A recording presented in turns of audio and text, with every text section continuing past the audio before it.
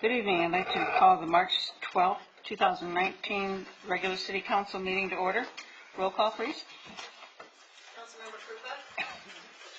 Here. Councilmember Meyer. Here. Councilmember Hurstel. Here. Mayor Pro Tem Brown. Here. Mayor Wright. Here. If you'll please stand, the invocation will be given by Karen Mackey from the Hemet San Jacinto Interfaith Council, and the Pledge of Allegiance will be led by Council Member Carly Meyer. Our dear, kind, gracious Father in heaven, we humbly come before you at the start of this Hemet Council meeting. At this time, we wish to ask for thy guidance and protection to all members of the council as they serve our community. We also pray that thou will bless leaders of our nation and our state, that thou will give us good direction, and that we might go in a proper course to lead us into better and profitable times. Father, at this time as we meet, we pray for tolerance and understanding as other people's opinions, that we might be open and we might have good ideas and guidance and inspirations to find the solutions that we need that face the issues of our city. We pray for our youth. We pray that they will be civic-minded and want to be law-abiding citizens and help in our community. And we pray for our schools that they might be safe and protected. We pray for the people of this valley. We pray for the businesses, that they will flourish. We pray for the people that they will have prosperity and good fortune. We pray that this valley might be unified, that they might have a desire to work together for the betterment of the people. And we pray for goodwill towards all the members here and all those citizens that have come to join this meeting. We pray that we might have charity in our hearts for others, that we might strive to help those in need. And we pray for these wonderful blessings, Father. We pray for thy guidance, thy protection, and thy inspiration this night as we meet. And we say this humbly in the name of Jesus Christ. Amen. Amen. Salute to the American flag. Ready, begin. I pledge allegiance to the flag of the United States of America and to the republic for which it stands, one nation, under God, indivisible, with liberty and justice for all.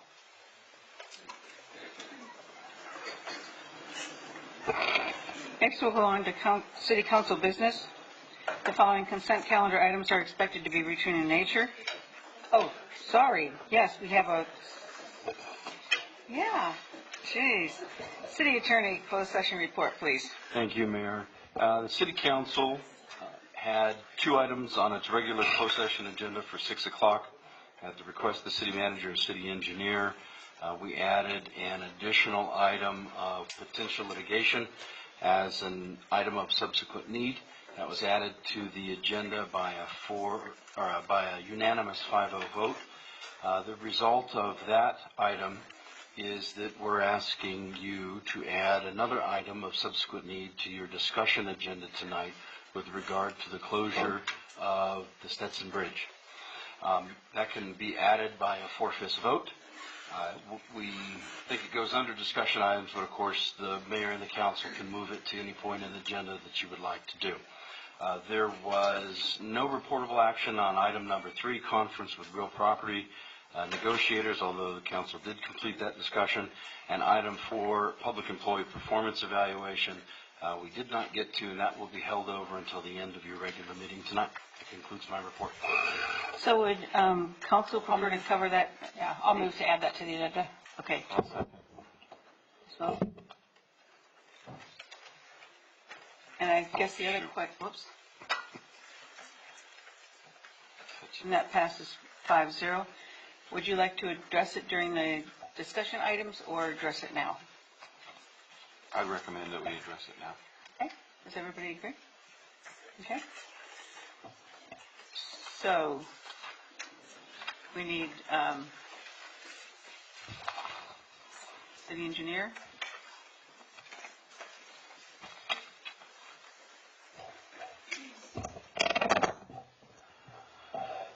Good evening, Mayor, members of the council. Steve Lariso, City Engineer.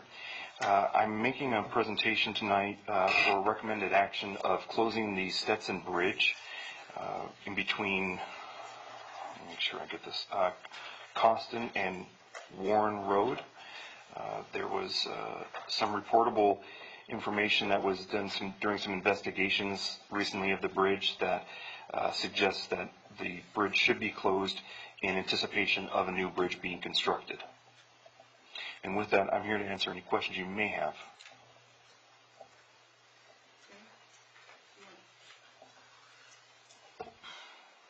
I'll just add a couple things. The city has received a technical engineering report from its consulting engineer, Michael Baker International, indicating and recommending that Stetson Bridge should be closed. The reason that this didn't come on a previous agenda is we didn't get the draft report until May 5th, and we needed a detour plan to be prepared. That wasn't done until March 11th. I said May 5th, but it's March 5th. Given those factors, we would like to recommend that you close the bridge immediately to avoid any public safety issues. And then you might want to inquire from the city engineer about their plan for detour and the mechanics of closing that road. I think that would help the public. Happy to discuss that as well. So there is a detour plan that will be posted later on this evening that will detour traffic along Costin Avenue to Mustang Way and Warren Road. Of course, residents can utilize any other routes that they may see fit, but this will be the official detour. Within the next day, there will be physical obstructions placed, i.e. hay rails, as well as other barricades to prevent any further traffic going over that bridge. This is, I'm sorry, just one other thing. This is also in anticipation of the new bridge that will be constructed in the near future. Thank you. Council, have any questions? In your initial report to us about this, you had mentioned the closure at Warren and Stetson. Is that going to be a hard close or a soft close where people can still get access from Warren Road to the airport and then also to the that private road that fronts the airport? So the closure, the hard closure will be at Warren and Stetson. However, with through traffic going over to Walden Weaver, that's how we currently have it on the detour plan. Let's see, what is one? So that's basically what I'm asking. People will still be able to access the airport from Warren Road. Yes. Without having to go And that will be just to go onto Walden Weaver Road. Right. Yeah, and then there'll be additional hard closure just past Walden Weaver Road if you're traveling eastbound. Right, to prevent people from going across. That's correct. Thank you. Can you kind of share with everybody the timeline on the new construction of the bridge and how that's being funded, et cetera? Sure. So the new bridge is being funded by HBP, Highway Bridge Program funds. It's a federal program that allows for the replacement of failing bridges. It does not allow for the increasing in capacity of the bridge. However, this is a federal grant that's administered through Caltrans. Caltrans does administer all the grants that we receive from the feds as well as the majority of them through the state. The bridge will, the design is complete and we are awaiting Caltrans authorization to allow us to put the project out to bid, which we anticipate in the very, very near future within the next couple weeks. At that point, we can advertise the project for bidding purposes, and that's usually a 3 to 4 week period of time. We have the bid opening, bring it back to council for recommendation to award the project, and then at that point, it's about a 60 working day construction period for the actual demolition of the bridge as well as the construction of the new bridge. So overall, we're talking probably about 6 months. Anyone else? And since this is more of an urgent situation that you're recommending right now, is there a plan in place for communicating to the public the pending closure and the actual closure and the detour? Yes. I just wanted to wait to make sure you're yes, there is. So right now we're working on finalizing the actual detour plan that we're going to be posting on social media as well as the website. That'll be later on this evening. There are also some signs for the closure that will be going in place later on tonight by the Public Works Department. The actual hard closure with physical barriers will be up later on tomorrow, and then fully in place by Thursday. Okay, thank you. Okay, with that, we don't have to vote anymore on that, do we? We'll have to have a motion from the council to close the street. But I do want to clarify for the public that the difference between the soft closure and the hard closure, the recommendation is you close the street tonight. And I believe that the Public Works Director is going to take actions that she could describe to you and the public that will close the street functionally tonight. We won't be able to put up K-rails this evening, but they will be up shortly following along with detour signs and caution signs. And maybe the Public Works Director should come up and take us through what they're going to do tonight, if you pass the motion. Good evening, Mayor, members of council. So what we'll be able to do tonight, we would treat as if we had, say, a flooding emergency at that location. We'll be able to go ahead and get a message board up that notifies the motoring public that the road is closed. We'll also be doing a hard closure in the sense that we'll be able to put what we call sandwich boards across Stetson to divert people at the Costin and Stetson intersection. They will either have a choice to go north or south at that point. And then in terms of anybody traveling eastbound, we will go ahead and again have the same type of closure on the west side of the bridge that at this point would basically lead them to Walden Weaver on a very temporary basis. We, as Steve had mentioned, we have K-Rail and other items in place that will be able to get our full detour up tomorrow. With this quick notice, we're going to do the best we can and act as if it is an emergency, as if we were responding to, say, a flood or a washout of the bridge. So. Well, we realize the inconvenience it's going to cause a number of people. However, it's in the best interests of our community to address this issue right away and get it done. So Sure.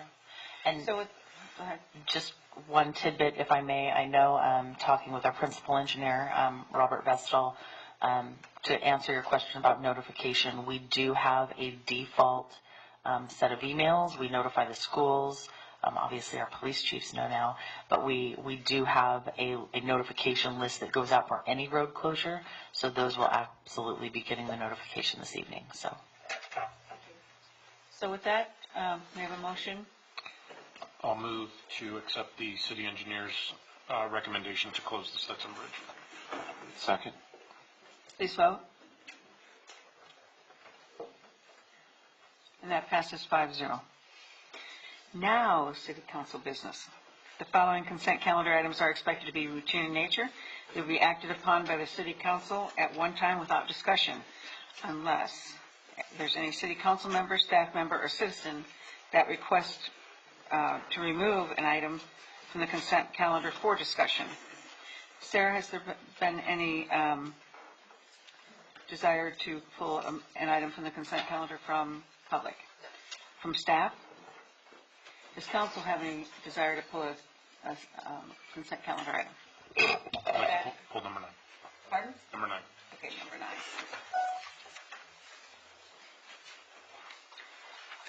Okay, with that, may I have a motion to accept numbers 5, 6, 7, and 8? Do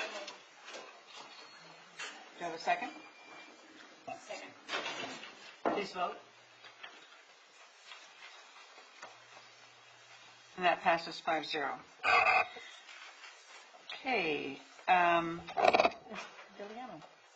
Number 9. Deliano. Number 9.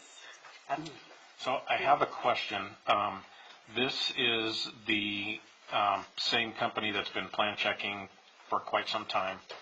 I've had, with being out in the city and talking to developers and builders, the principal complaint that I get about this company is that they send stuff out for plan check, it comes back, and then it goes back to plan check again, and then new corrections are made on the second revision that should have been made the first time around, and so there seems to be a long time back and forth. So that's my concern with this company, so maybe you can elaborate. Okay, I don't know the specifics on some of those. I know sometimes that does happen, and sometimes it happens for two reasons. If the plans are somewhat incomplete when they're first submitted on first check, then not all the information is there, and so when that is provided on second check by the applicant or the designer, then there will be additional corrections because there's additional information or additional sheets that are now there that weren't there before. So that's typical, and that happens a lot when the plans are not complete.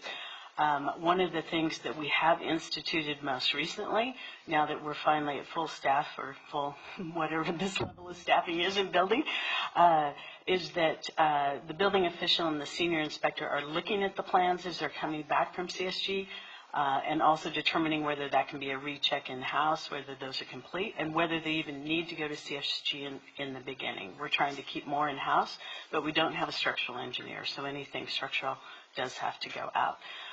In addition, as I noted in the staff report, this is the end of a 3-year contract, and we have had an increase in development activity, so that's why we need an increase in the contract. And we have an increase in the revenues correspondingly. But we are going to go out for an RFP to all the different companies that do plan check services. So those concerns that you're bringing up, as well as timing, those will all be part of our performance measures in looking at a new RFP. Very good, thank you. I think we're hoping to get it out in May. Certainly before this will only take us through the fiscal year, so we'll get it out and get somebody selected before that. All right, very good, thank you. Anyone else? Okay, with that, may I have a motion to accept items 9A, B, and C? So knowing that this is going to come up for an RFP rather soon, I'll move to approve for now. Do you have a second? Please vote. Nope. Okay. And that passes 5-0. Next item on the agenda, communications from the public. Anyone who wishes to address the council should have submitted a request to speak form to the city clerk. Speakers are limited to 3 minutes in consideration of others. Please come forward to the lectern in order of which your name was called. As you know, state law prohibits the city council from discussing any item not on the agenda except for brief responses and clarification. So with that, Sarah, do we have anybody that wishes to speak? We do. The first speaker will be Gail Hefner, and she will be followed by Pat Gregory. Okay.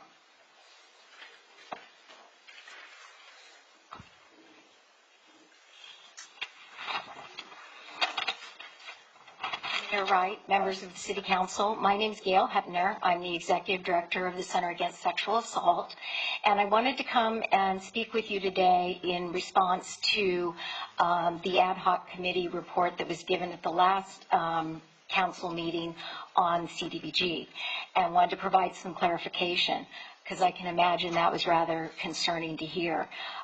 First of all, I apologize for not being here. Had I known that that report was going to be made, I would have come and spoken at that meeting. So CASA has had fraud perpetrated against us by the former executive director. The board of directors stepped up. They worked aggressively with the district attorney's office to make sure that she was prosecuted to the full extent of the law, which included a felony conviction and an order to pay restitution. New safeguards are in place. We are successfully recovering. I'm excited about our board.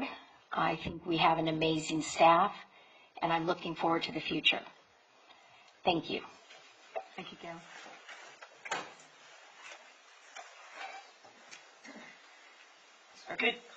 Good evening. At the last city council meeting, Mayor Wright and Councilwoman Krupa voted to increase expenditures without a corresponding equal offset. Because I believe their deficit spending is fiscally irresponsible, I dug a little deeper and reviewed the comprehensive annual financial reports from 2013 to 2017.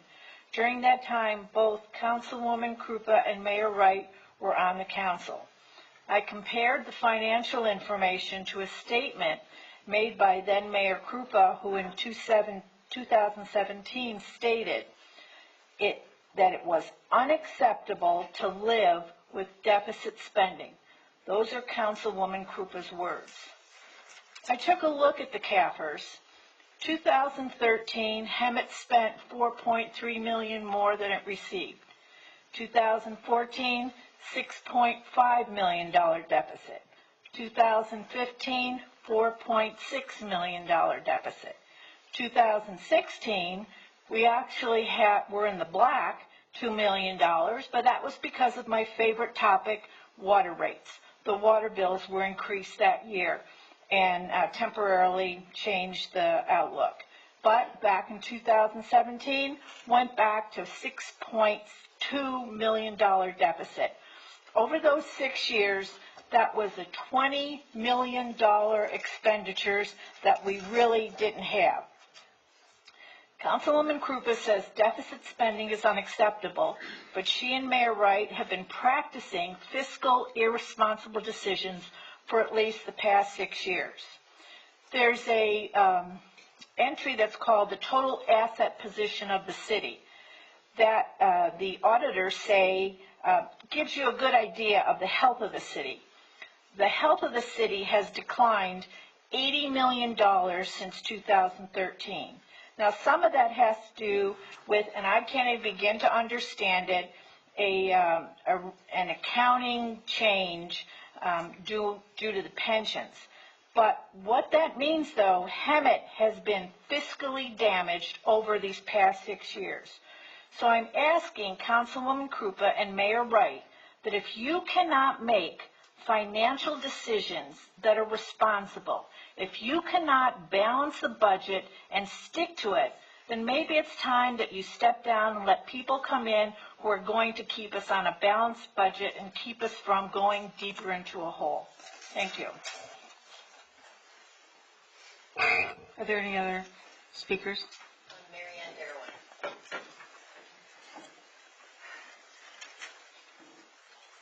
Good evening. I'd like to speak on a different topic. Of course, we never speak about the same. So starting in August, the city manager has been under review. And if you look at the past history of city managers in Hemet, they've been replaced at least one every year since 2006. Mr. Parker has lasted longer than some of City Council would like to admit. Linda Krupa has said that in 2015, the lack of leadership has been a leading contributor outside of the economy for creating the financial situation that we're in. Linda also has pointed out that a long-term manager is needed to direct tough cuts and program changes that will balance the city's budget, and that was said in 2015. I think Mr. Parker is exactly what this city needs at this time. I think his leadership skills, his census building, his strength are exactly what this city needs. That was also said by Linda Krupa in 2017 when Mr. Parker was coming on board with the city. So now your feelings have changed because the city manager tells you no more spending. Stop acting like spoiled children and let him be the leader you hired him to be so Hemet can come out of the problem and the deficit that we're in. Thank you. Anybody else there? Okay. Now we'll go on to the public hearing. Item number 10. Engineers' reports and levy collection of assessments for the formation of the Landscape Maintenance District. Ms. Jensen? Hello again. So, give me 1 second.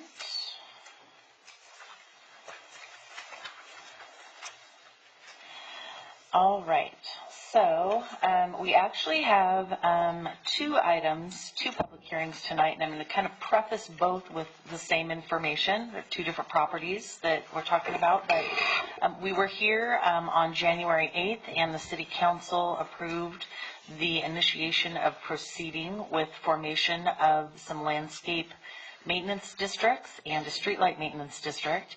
So tonight what we have is the public hearing on those districts. The owners of the properties have been noticed. This is a protest hearing, and ballots are expected back from the property owners, either in agreement with or in opposition of formation of these districts.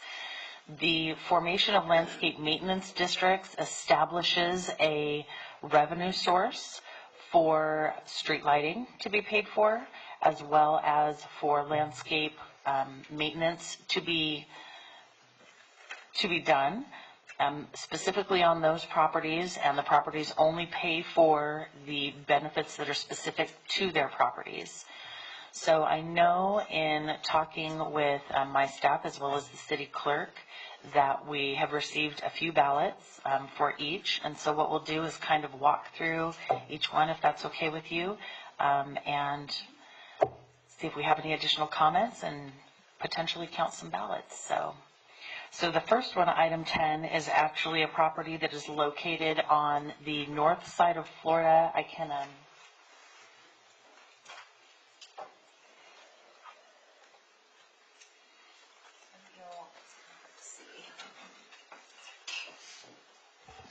It's on the north side of Florida. It is just west of Talkwitz Avenue. It is that kind of that third lot that's kind of the bigger lot there in the middle.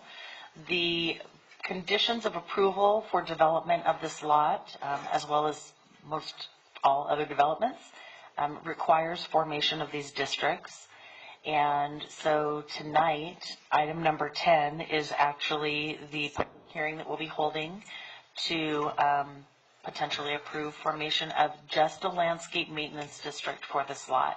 There's very little frontage that will have a landscape requirement in it. They've actually already transitioned that area, I believe, to drought tolerant. And so at this point, we're really just looking to form the district. It's my understanding, but we would come back with an agreement to confirm this, that the owner of this specific property would like to maintain that area themselves. So what will happen is, in the event that the district is formed, we would then come back to council with what we call a landscape maintenance agreement that we would have with that property owner. So in terms of the process, what we would need to do then, Mayor, would be to open the public hearing and request any input, and then after we close the public hearing, we can talk about ballots. Great. At this time, I'll open the public hearing on this item. Sarah, do we have anybody that requests to speak? Okay. So I will close the public hearing. And any other discussion on this? Okay. Thank you for the staff report. This fronts onto Florida. Correct. Since Florida is a highway, state highway, and Caltrans, how do they figure into it in paying for landscaping in their right-of-way? Or do they? They do not figure into paying for landscape on their right-of-way in this case. Okay. Is this property up for sale, or has it recently been sold and is going to be built on? Do we know that? So it's my understanding that they are looking to develop the property. I may have Ms. Tiana Iliano answer any real detailed questions, but my understanding is that it is going to be a commercial office building that looks to have 3 tenants in it, and they've submitted all the plans and everything's rolling forward. Alrighty, very good. Thank you. And until we count the ballots, we're not going to know if they were opposed to this, or was there discussion beforehand with them about the formation of this? It is a condition of approval for their development, as it is for, like I said, most, if not all. And we actually were in contact with the owner. I anticipate that a ballot was not returned in this case, not because the owner was in opposition, but simply because they forgot to return the ballot. And so what that means for us, I think maybe Eric can help us out with what that means in terms of a result, as this is a protest hearing, so. Assessments are governed by provisions that were added to the California Constitution under Proposition 218. So we got Article 13D, and under Article 13D, all assessment elections aren't actually elections, they're a protest hearing. And even though they use the word ballot, the ballot is really just a protest.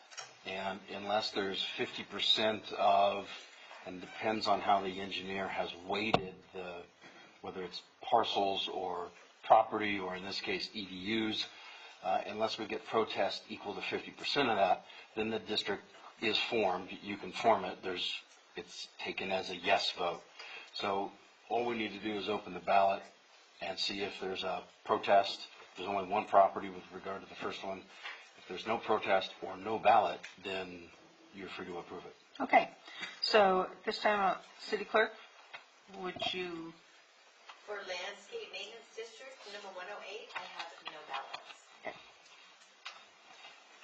All right. And so, do you have a motion? I have one more question. Oh, excuse me. So I'm assuming that this was a project that came before the Planning Commission? And was there any discussion about this at the the commission meeting with regards to the formation of this district? This was a conditional use permit that came before a couple years ago, as Ms. Jensen stated, and there was no opposition to the condition being placed at that time. And the developer is required, the property owner is required, as part of that condition, to give a deposit to the city to start the formation process. So since we're at this point, they did provide that deposit, and they did not register any opposition to the condition at the public hearing. Okay. I just want to make sure that the applicant and the developer is aware, because I don't want to impose a tax on somebody's parcel without their knowledge and approval of it. And could you tell us what's going in there, or what their plans are? It is a 3-tenant office building, and so the property owner is one of the tenants, and then he has 2 other suites. Okay. Anyone else? Do we have a motion now?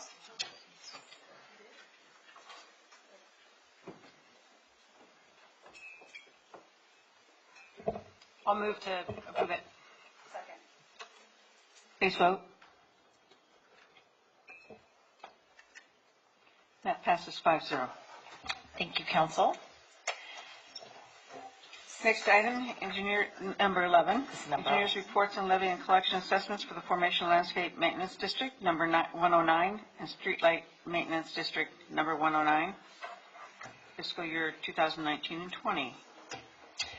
Right, so the location for both the lighting and the landscape maintenance district in this case is on a cul-de-sac.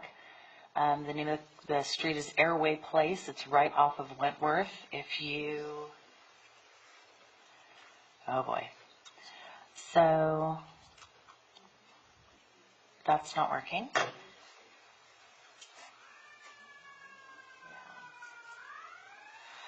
So I don't know if you can see the little yellow pin there, but that's the entrance to the cul-de-sac. And I believe that there are 9 lots that are included in this landscape maintenance district, as well as the street lighting maintenance district. To kind of preemptively let you know, we had multiple discussions with the developers and the owners of these properties. They're well aware of it. They're looking forward to having the district formed. And again, it was a condition of approval for their development. So I know, once again, in checking with the city clerk, that we received a number of ballots, but not ballots from every single parcel owner. However, we did talk to all but one of them today, and did not verbally receive any indication that there was any opposition to it for those who did not send their ballots back in. As a matter of fact, again, knowing it was a protest hearing, they opted not to send back in because they understood, right? So, again, at this point, if you want to open the public hearing, and then we can I call will. for Then I'll open the public hearing. And Sarah, does anybody want to speak on this issue? Hearing none, would you please open the ballots and announce the results? Oh, close the public hearing.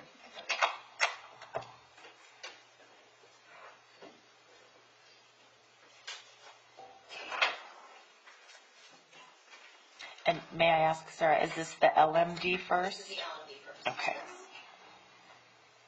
I received 3 ballots for the LMD.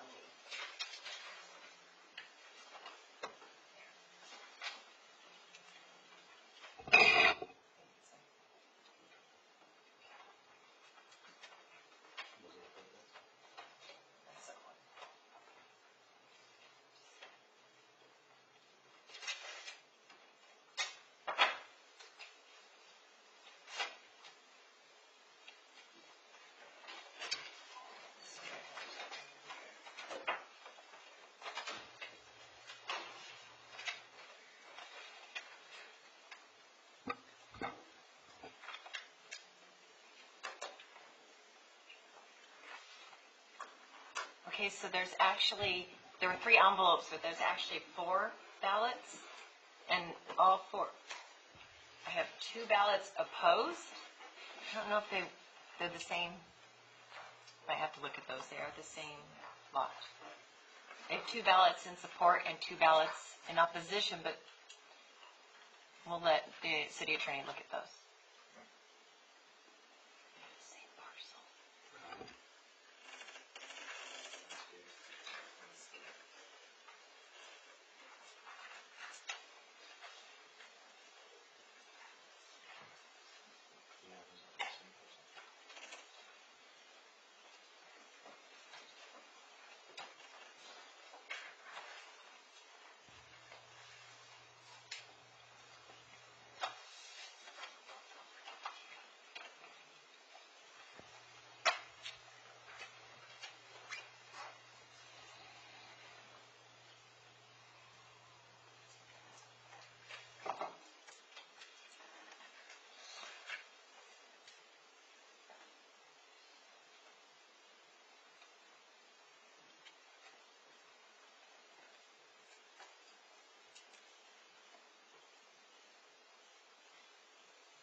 That's true, right? This is it. Same parcel, 2 different districts. Okay. That's the only opposition. Okay.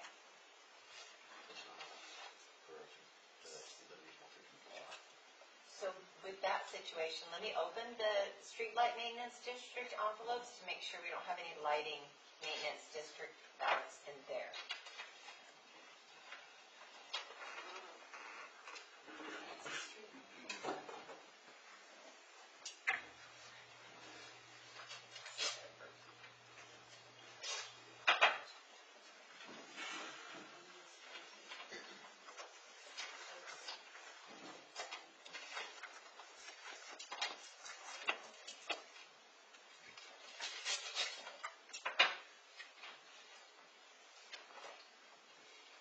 Okay.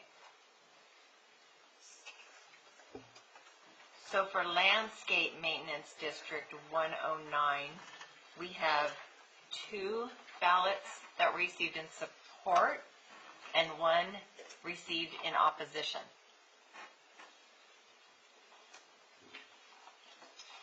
So, Mr. Vale, if I may, does that, Yeah, that'll pass because the 1 protest ballot is for a relatively small parcel and it doesn't add up to 50% of the weighted number. okay.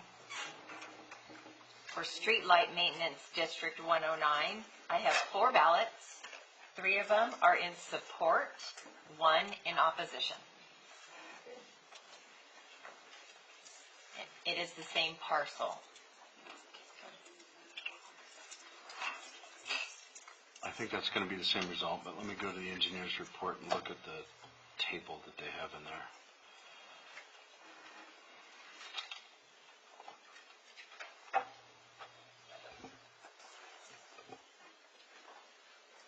Same result, same weighted average as between the two districts. So that does not add up to 50% of the total weighted number. So that passes also. Okay. So can we vote on those, make a motion on those both? Yes. Okay. May I have a motion to approve resolution bill numbers 19017 and 19018?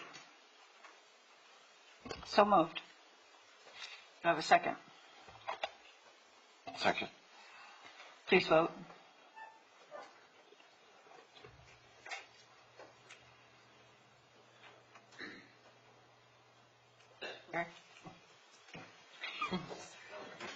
Thank you, Council. Passes 5-0. Thank you. Next item, item number 12, resolution approving revised form construction funding and acquisition agreement for McSweeney Farms. Director Eliano.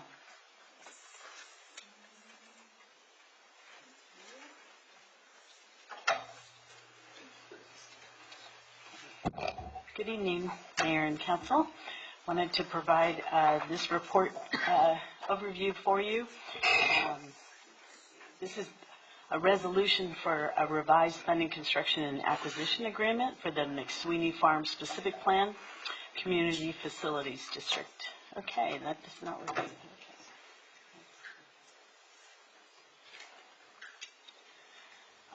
McSweeney Farms was originally approved in 2003 for a total of 1,640 single-family homes to be constructed over 3 phases. There's a 12-acre commercial site, an elementary school site, 3 neighborhood parks, clubhouse, pool facility, paseos, bike paths, and equestrian trails. SunCal was the master developer and installed the initial backbone infrastructure for Phase 1. However, not all of those improvements were completed before the property went into bankruptcy in 2008 as a result of the recession. Raintree Investment Corporation purchased the property and took over as essentially the master developer. Currently, all the maps in Phase 1 have been recorded and 310 homes are built and occupied. And the final maps for Phase 2 have been recorded, all the Phase 2, and the tentative maps for Phase 3 are still active, although they're set to expire in December of 2021 unless further extended. So here's the land use plan for the McSweeney Farms, all single-family residential except for the commercial piece at the corner of Dominigoni and Gibble. This is the phasing plan, so you can see Phase 1 is that dark blue color down in the corner at Newport and State Street, and then the aqua is Phase 2, and Phase 3 is the green. This is an aerial photograph, so you can see it's not that current, but the homes that have been constructed within the Phase 1 area, I'm sorry, the laser pointer's not working, I point that out to you. Phase 2 essentially has been graded with lots on those maps that are recorded, and then Phase 3 is generally undeveloped. So just a little bit of background about the CFD itself. In order to continue development Phase 2 and 3, major infrastructure such as completing the roadways and the landscaping, street signals, and drainage facilities, most prominently Cactus Valley Wash, needs to be constructed. So a couple of years ago, in March 2016, Raintree, who's the developer, requested that the city support the formation of a CFD, or Community Facilities District, that would be administered by the California Statewide Communities Development Authority. And this CFD would provide the construction financing tool for the infrastructure so that the project could continue to move forward. The council agreed at that time and adopted resolution number 4662, which is in your packet, which authorized the formation of the CFD by the state. The CFD has been formed for Phases 2 and 3. And it's important to note that no existing homes in Phase 1 are included within the boundaries of the CFD, so they're not any part of this tax formula. Per the previously adopted resolution in CFD formation, the total tax burden to any future homeowners would not exceed 2% of the assessed valuation, and that's for all taxes. So property tax, LLMDs, CFD assessments. This shows the boundaries of the major parcels for the CFD. It's the state number CFD 2018-02, and you can see that Phase 1 with the existing homes and lots is not part of that. Okay, so the revised funding, construction, and acquisition agreement.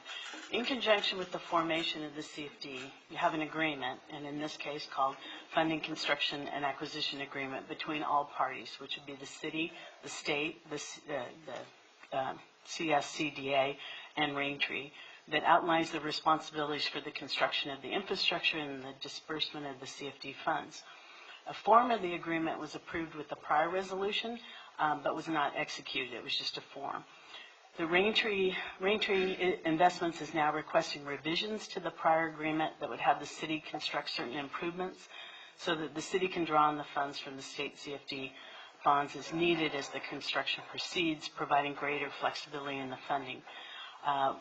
What it was previously was a reimbursement agreement, which is more typical with developers, where they construct the improvements and then get reimbursed through the CFDs. However, in this case, Raintree is an investment company, so they cannot carry debt. Their representative, Matt Villalobos, is here, and he could explain that to you further.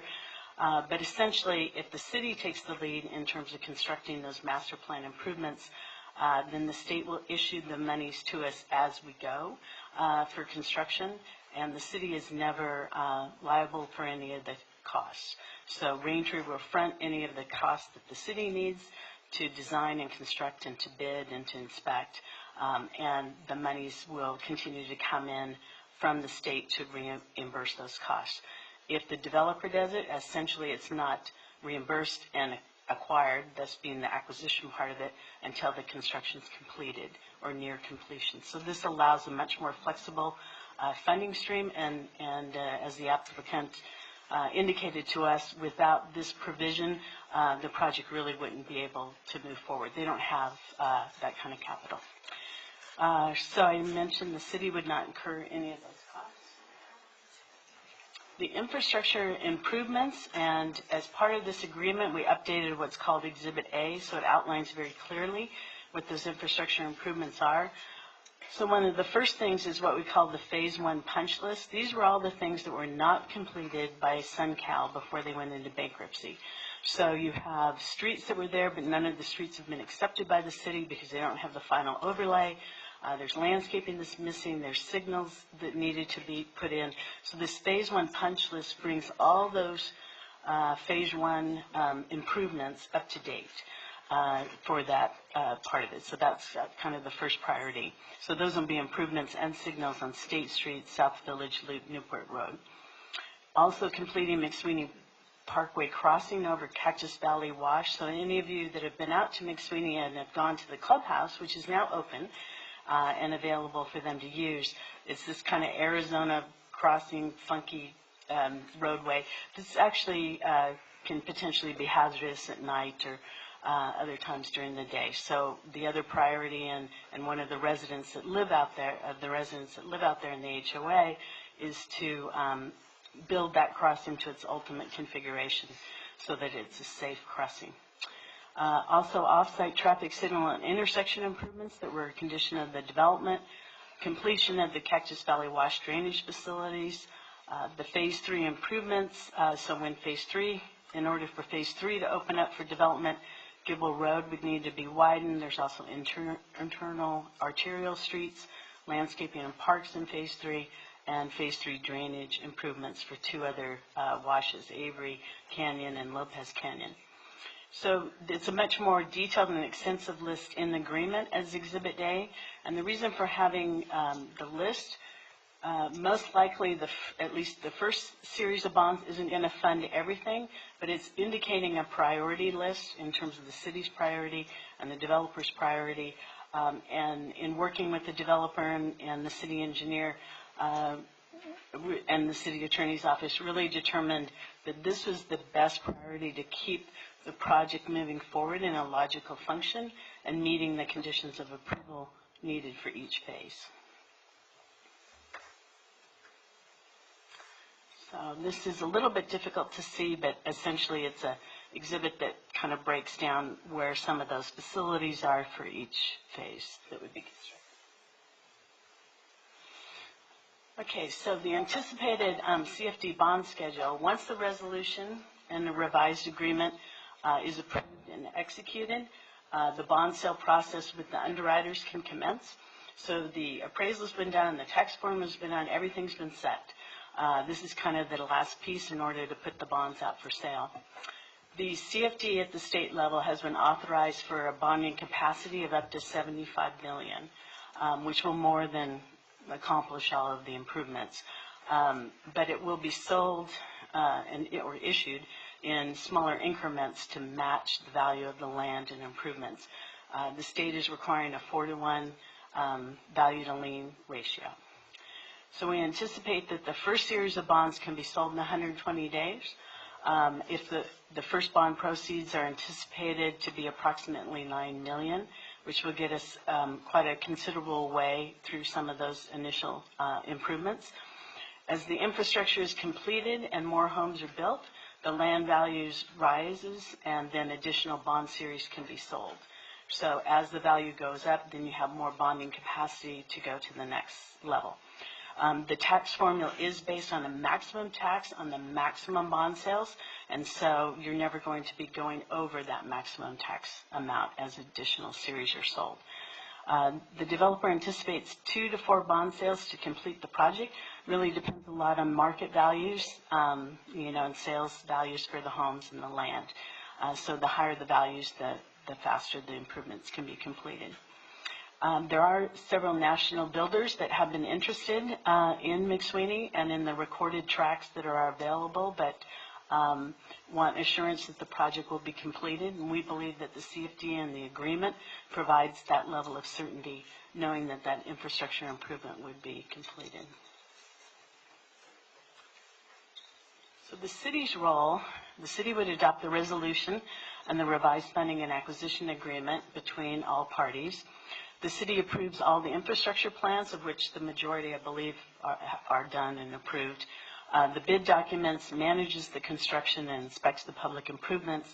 This would be at no cost to the city, and since we don't have a lot of staffing, any contract assistance that would come on board would also be funded through the CFD bond proceeds and fronted by Raintree. The city approves all requests for reimbursement for construction and acquisition of public facilities that would be constructed by the developer. So in this case, the way Exhibit A is, there's what we call construction improvements, which are those master plan improvements I was mentioning that the city would kind of act as the lead on. But there's also acquisition improvements, which are more in-track streets and landscaping, HOA parks. Those we're not taking responsibility for. That would be a developer construction and a conventional reimbursement for those. But again, the developer feels that that's going to come at a later date because it's mostly in phase 3, and by that time they've had some land sales in order to generate the capital to be able to construct the facilities. The city approves all requests for reimbursement for construction and acquisition. I just said that, sorry. The developer pays all the costs not funded by the CFD. So if for any reason there's ever a shortage in funding, that will be on the developer. It does not fall back to the city. The city's general fund is not on the hook for this. The developer also accepts all liability per the provisions of the agreement.